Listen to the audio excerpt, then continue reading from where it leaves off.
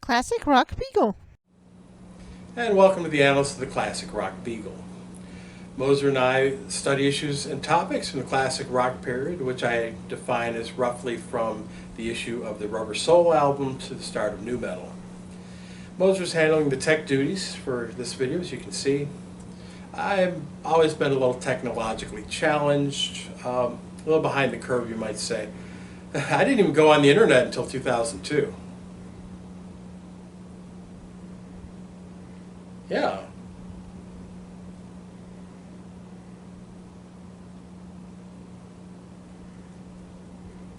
Bad Doggy. Today we're going to start a regular segment called Album Rank, where we'll rank the officially released studio albums from a particular band from worst to best. Starting with my favorite band,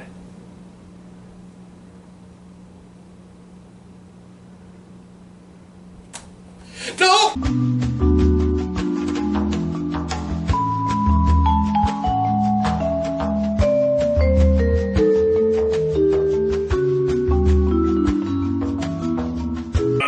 Ow!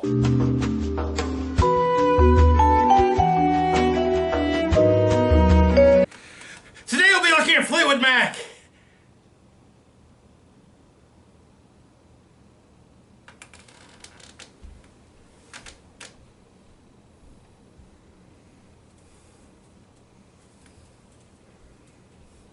Music was certainly in the home when I was growing up.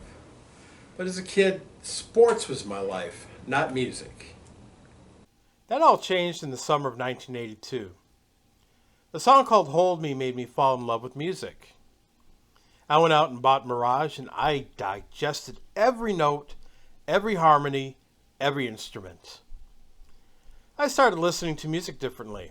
Southern Cross came out at about the same time, and I was parsing the harmonies. A couple months later, I, quote, borrowed, end quote, my brother's copy of Rumours. The first time I listened to You Make Loving Fun, that reconfigured my DNA. With Chris's exquisite sustained B-flat at the end of the song, I was compelled to make my own music. Within a few months, I started playing guitar and drums. Now, I had been playing piano since I was about 3 or 4, but now I would hear a song on the radio and then try to play it. Within a couple years, I started writing shitty rip-offs of Bad Company, Beatles, and Boz Scaggs songs. Now here I am at 50 with a lifetime of making music, because Fleetwood Mac and particularly Christine McVie made me fall in love with music when I was 12. So this is a list of their albums from worst to best, my all-time favorite band, Fleetwood Mac. That's right, Moser. Remember, only full official studio releases, so no greatest hits compilation, no bootleg, no reissue, no live album. And you won't see the dance or the EP from 2013 on this list. Ooh. Starting with, in my opinion, their worst album.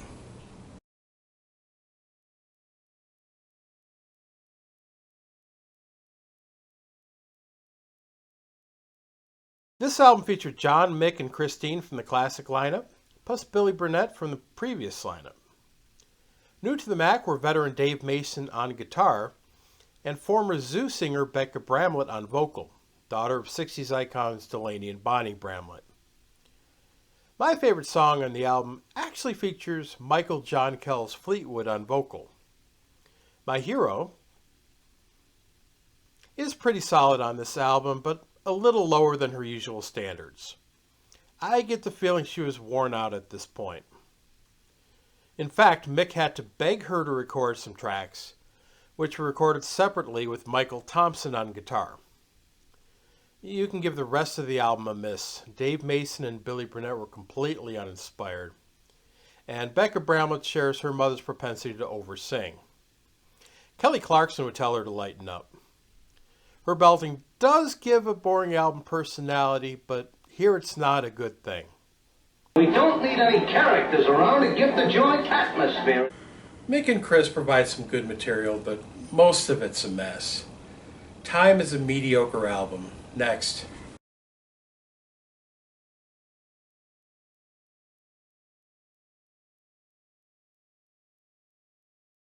Fleetwood Mac is essentially 3 bands.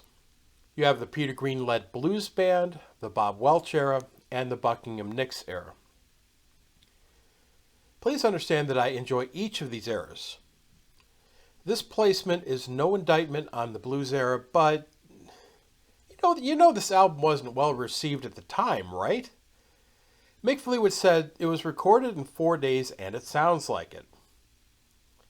Mr. Wonderful doesn't have the hustle of their first album, nor the sophistication of Then Play On. This is generic blues. We also have to come to grips with the fact that Jeremy Spencer just isn't very good. 4 of his 6 songs on this album begin with the same riff. And the productions did seem to take a step backward from their debut. Recording the album through mic'd amps rather than by plugging into the soundboard seemed to have been a mistake. And the addition of horns detracts from their creativity more than adds to their sound. Piano by Perfect Christine did help, but this album seemed like a light version of their debut. Mr. Wonderful is a decent album, but Fleetwood Mac needs to be better than that. They usually are. Next.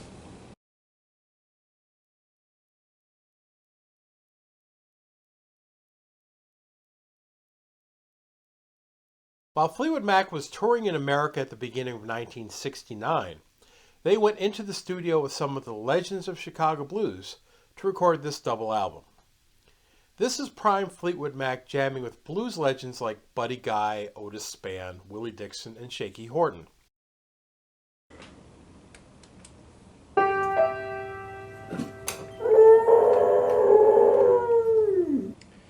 True, but they are still really very good. Chicago blues was an enormous influence in Fleetwood Mac. You would figure this would be an amazing album, right? Well, kinda.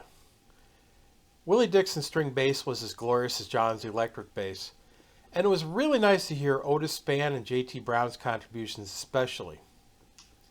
In Chicago had some amazing moments to be sure, but overall it was a disjointed mess. There were false starts and the constant noodling and talking. Mick even had problems at times finding the beat. This was an underproduced and unfocused album. That's kind of the charm of this project, but it still feels very rushed. After all, they did record it all on one Saturday in January 1969. Blues Jam in Chicago is a decent album. Next. This one hurts. It really, really hurts.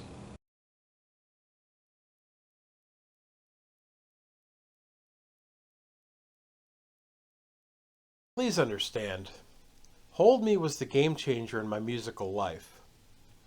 Mirage was the first album I ever bought. I devoured it as a kid. I had a shrine on my wall around the album cover when I was 13. There are some really, really good tracks on here. But if I'm going to give you my honest opinion, and I will, there's also a lot of filler on Mirage. A lot of filler. Stevie's worst Mac song is on Mirage. My note from Empire State when I was putting this together was simply, God make it stop. There are 4 incredible songs here, 2 from Chris and 2 from Stevie, and a couple more good songs. The rest of Mirage, that's half the album, just is not very good. This is a more positive sounding album, which should have worked and did at times.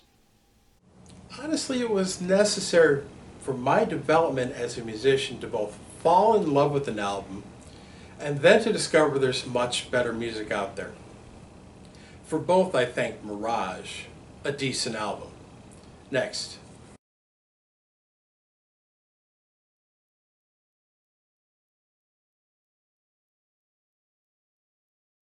Named after the house in which they lived at the time of the recording, Kiln House was the first album without Peter Green and their last album before Christine McVie formally joined the band. Green was such a monumental figure in Fleetwood Mac prior to this album. How would they recover? Well, Kiln House is more of a rock and roll revival album, but they didn't abandon the blues altogether. One thing you'll see from time to time, we'll talk about an album like it's several albums, one for each songwriter. This comes into play here. Kiln House was Danny Kirwan's breakout album. Easily the best song on this album was Station Man. Danny really hit his stride as a songwriter and guitarist on this album. Jeremy, well, at least his version of Hi Ho Silver was pretty good. Chris was her most active here of any album before she formally joined the group in January 1971, providing keyboards and backing vocal and even drawing the album cover. Kiln House, a decent album. Next. Actually, this placing should not surprise you if you've been paying attention to this video. Fleetwood Mac and particularly Christine McVie made me fall in love with music.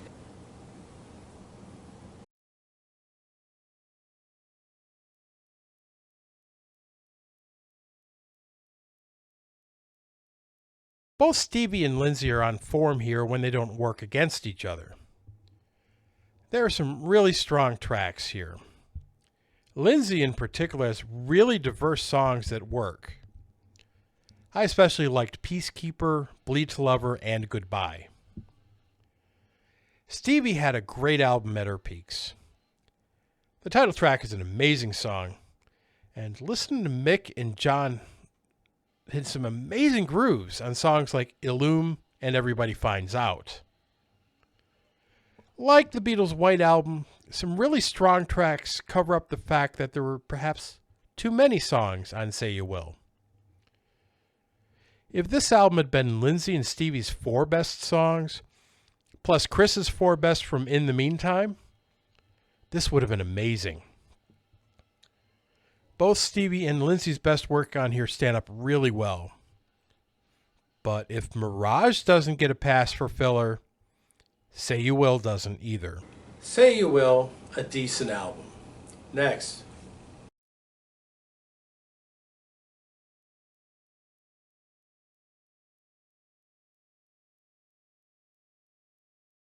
Fleetwood Mac's legendary debut album.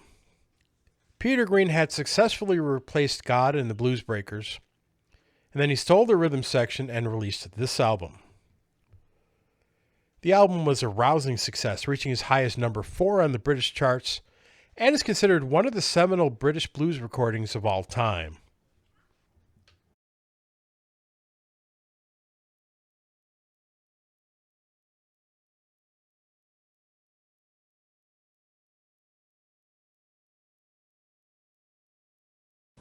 The fact that this album is so low will start narrowing down to you what is and what is not my favorite Fleetwood Mac era. Yeah, I know. I do enjoy this record, though. I really do. Peter Green is in top form, and as a bass player myself, bass lives matter. I can verify that John McVie kills on this album. Rolling Stone compares this album favorably to what Paul Butterfield was doing at the time, although they did call it more derivative than creative, which it is actually. If you're a blues guy, this is your album. I can appreciate this album, but straight blues has a limited run for me.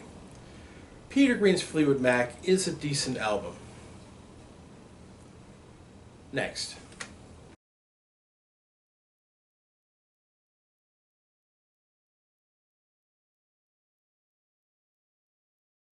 Then Play On is more experimental than Fleetwood Mac's previous albums.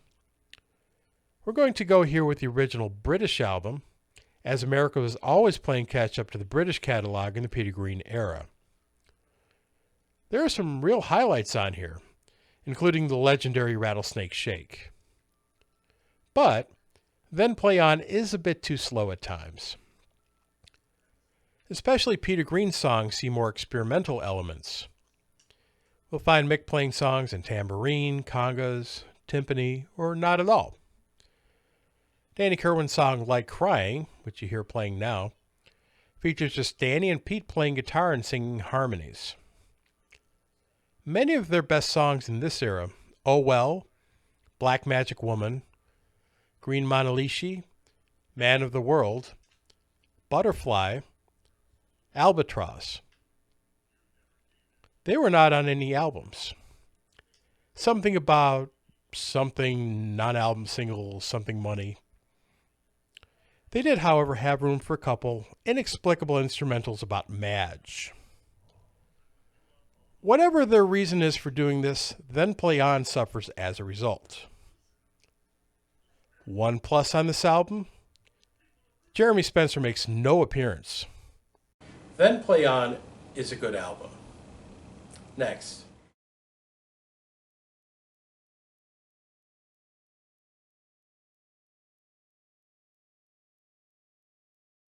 Bare Trees was actually the third Fleetwood Mac album I ever owned. I had heard Hypnotized on the radio by this time, so I was aware that there was a pre-Buckingham Nicks era of Fleetwood Mac by the time I bought this record. Despite the somber title, Bare Trees is the hardest rocking album they recorded while Bob Welch was in the band. By this time, Danny Corwin had completely alienated the rest of this band, but his music was so important to the group that there was no question of terminating his services yet. As Danny was getting closer to Happy Times Sanitarium, his music kept getting better. Danny wrote 5 of the 9 songs on Bare Trees. And the songs were very divergent styles, which I thought was quite interesting. The last song that he wrote for Fleetwood Mac, Dust, is a gem. Bare Trees also featured the original version of Bob Welch's later solo hit, Sentimental Lady. The Songbird also had her first great song with the Mac, Spare Me a Little of Your Love. The album concludes with a poem by a lady who lived near the house Fleetwood Mac lived in at the time. Bare Trees is a good album. Next.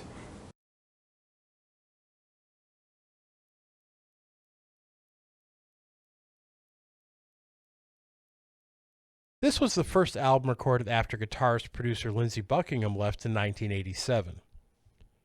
One would think that this would cause Behind the Mask to be a subpar album. It wasn't. They recruited Billy Burnett from Mick Fleetwood's Zoo and Rick Vito from Bob Seger's band to replace Lindsey. One thing I really appreciate about Fleetwood Mac is that they don't follow trends. Believe me, it was excruciating to hear Yes play New Jack Swing. Not only that, but they also do not try to pigeonhole their new talent, in this case Burnett and Vito, into Buckingham clones. And it worked really well. Burnett and Vito turned in some really good songs on Behind the Mask. In addition, Stevie had her best Mac album since Tusk. This was unfortunately the only album for this lineup after the tour Stevie, Chris, and Rick left the band.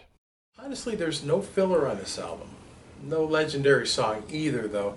It's just a good mix of songs and a good listen. The ceiling for what Fleetwood Mac can be was lower because Lindsey wasn't there. But if you judge Rick and Billy's contributions for their own merits, Behind the Mask is still a great album. Next.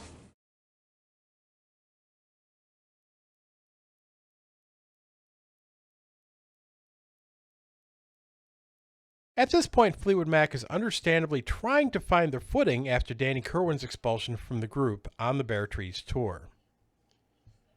As difficult as Danny was to replace, they moved on by adding Dave Walker on vocal and Bob Weston on guitar. About Dave Walker. Dude, you know you're not meant to be in a band long when you're the front man and you only get to sing a couple songs on an album. Reference David Palmer on Can't Buy a Thrill and Bobby Kimball on Toto 4. Bob Weston, however, was a fantastic replacement on guitar. In my opinion, he's a better guitar player than even Danny Kirwan. Christine McVie and Bob Welch are getting more comfortable on this album as songwriters. Dissatisfied even has a bit of a Motown vibe. Fleetwood Mac's only Dave Walker penned song is a great one. To give you an idea, I recorded the mashup of The Derelict and The Wait, and it works really well. Despite the loss of Danny Kirwan, Penguin outsold each of its predecessors. It was also the highest album chart in the U.S. up to that time, reaching number 49. Penguin is a great album. Next.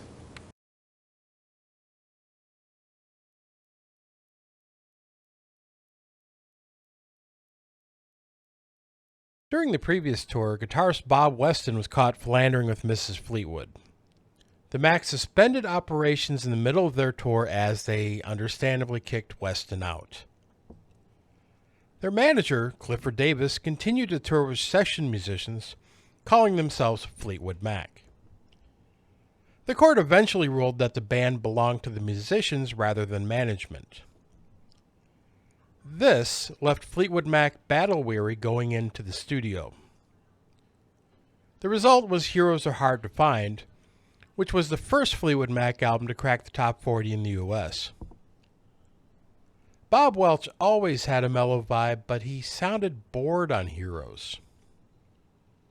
He did his best to do lead guitar, but this was a band with the pedigree of Peter Green, Danny Kirwan, and Bob Weston at the time, and the difference was notable. What sets Heroes apart is that this was Christine McVie's best album. Heroes Are Hard to Find was a great album, almost entirely on the merits of Mrs. McVie. Next.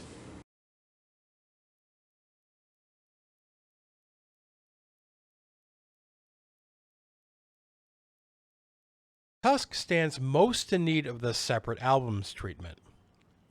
Even John McVie noted that Tusk sounds like the work of three solo artists.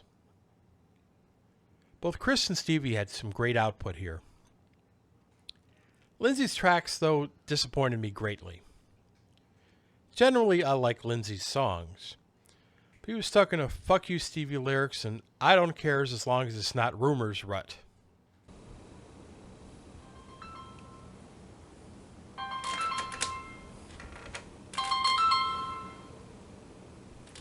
Hello?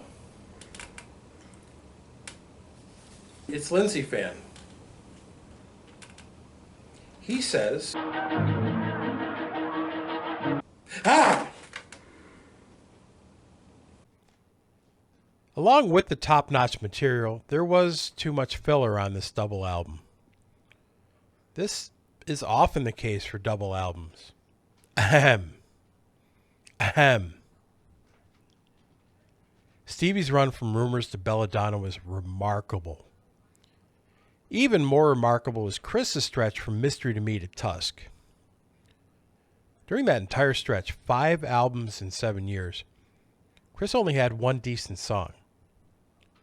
Sugar Daddy was a decent song. Everything else she did during that stretch was amazing. They're a strange choice for album opener in Over and Over. That's a good song. I've even recorded it, but it's no opener. There were strange choices throughout Tusk. Some worked out spectacularly, like Sisters of the Moon. Some not so much, like The Ledge.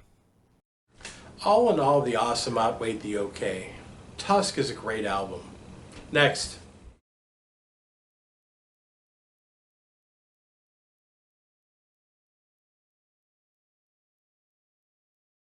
I discovered Fleetwood Mac at age 12, and it transformed my life.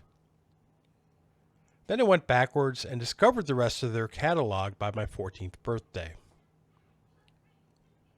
Their follow-up album didn't come out until I was 17. I went from 8th grade to the end of my senior year in high school with no new Fleetwood Mac. That's an eternity at that age. The expectation I had for Tango was as intense as I've experienced in my lifetime, certainly about music. You know what? Tango in the Night did not disappoint. I took a lot of flack in high school for being such an overt fan of what was considered a mom band at the time.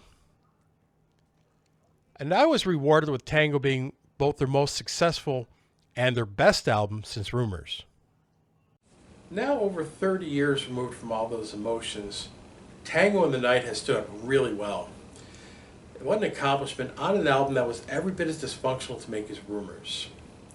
One fun part about the new album is the expectation of seeing whose song gets released as the opening single.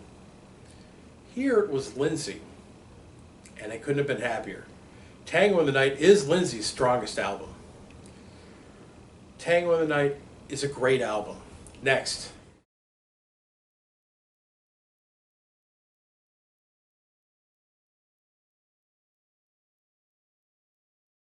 Okay, the oversimplified version of the story is this.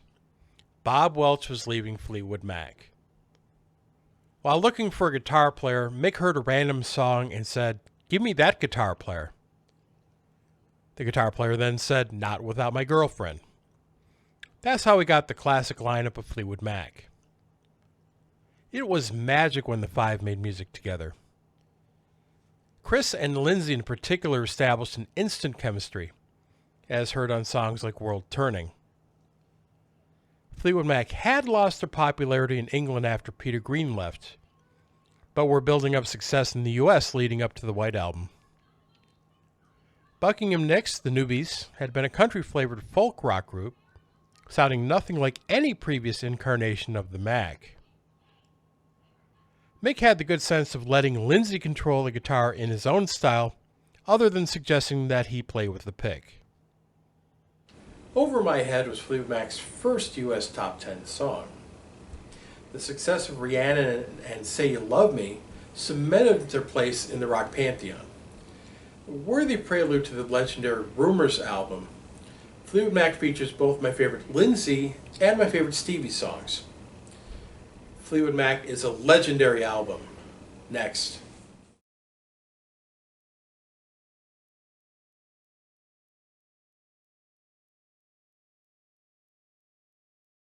With the departure of Jeremy Spencer, Peter Green temporarily rejoined the band to complete the Kiln House tour. They replaced him with American Bob Welch for future games. This is also the first album to feature Christine McVie as a full-time member. Although I'm sure you would expect me to fawn over Chris's first Fleetwood Mac songs, as good as they are, the star of future games is Danny Kirwan. Sands of Time is a brilliant, hypnotizing song. Woman of 1,000 Years was actually the first Fleetwood Mac that I recorded on my own CDs. And the title track is actually my favorite Bob Welch song of all time.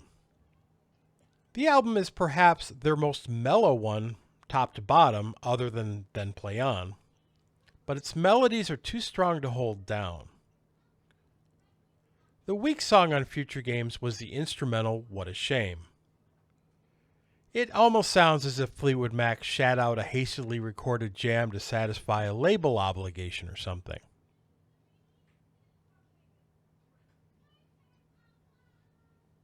Oh, imagine that. Future Games is a legendary album. Next.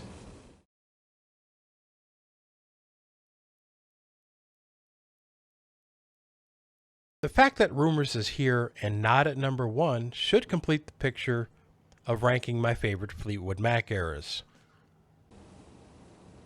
Now that I've placed Rumours at number 2, here for a rebuttal is Moser.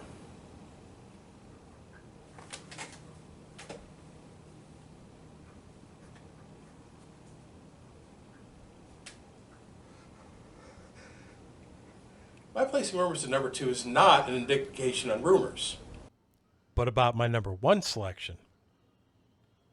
Let me state for the record, Rumours is not overrated. Rumours was the second record I owned, and listening to it made quite an impression on me. Remember, You Make Loving Fun was the song that made me a musician. I love to point out that Rumours was so good that a great song like Silver Springs was left off of it. The production here was exquisite. Something simple like the 8th note tap of Mick's hi-hat becomes remarkable. I never cared about the drama, but man, it made for some great music. Stevie and Lindsay's breakup dynamics are found all over the album's lyric sheet. Chris actually wrote 2 songs supportive of John during their breakup, Don't Stop and Songbird.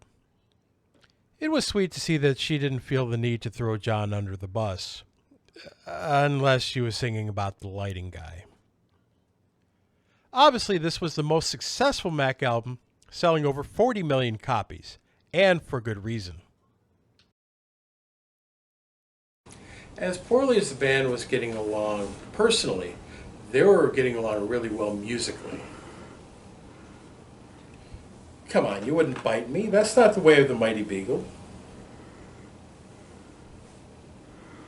It's one of the all-time classic albums for a reason. Rumours is a legendary album. Next.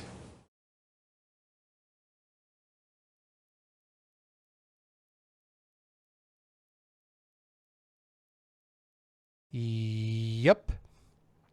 The best album has the worst cover art. Mystery to me is rock solid top to bottom, except for an inexplicable cover of the Yardbirds' For Your Love. As songwriters Bob Welch and Christian McVie were both in stellar form, and Bob Weston pulled down the lead guitar again on this and put on a clinic on slide guitar. My favorite all-time Fleetwood Mac song is on this album. In case you haven't guessed, Why is my favorite Mac song, and it's actually my second favorite song overall. I said earlier in the review that Heroes was Christine's best album. This album's right behind it. And if I thought Bob Welch was off his game a bit on Heroes, he is in top form on this one. And just listen to John on songs like Forever and Miles Away going off.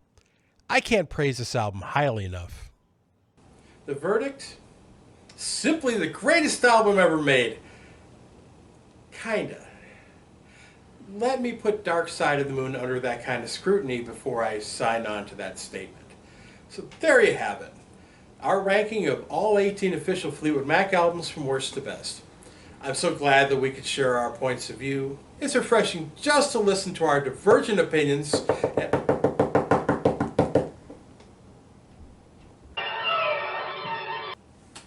Hi!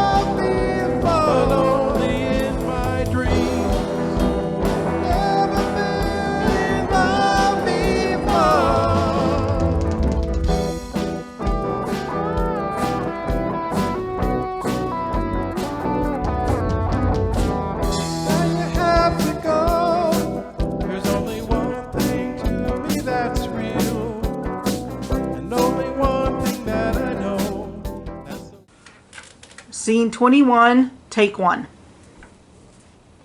I need to call. I need to call. You need me to call? Yeah. Let me make sure I got the ringer on here.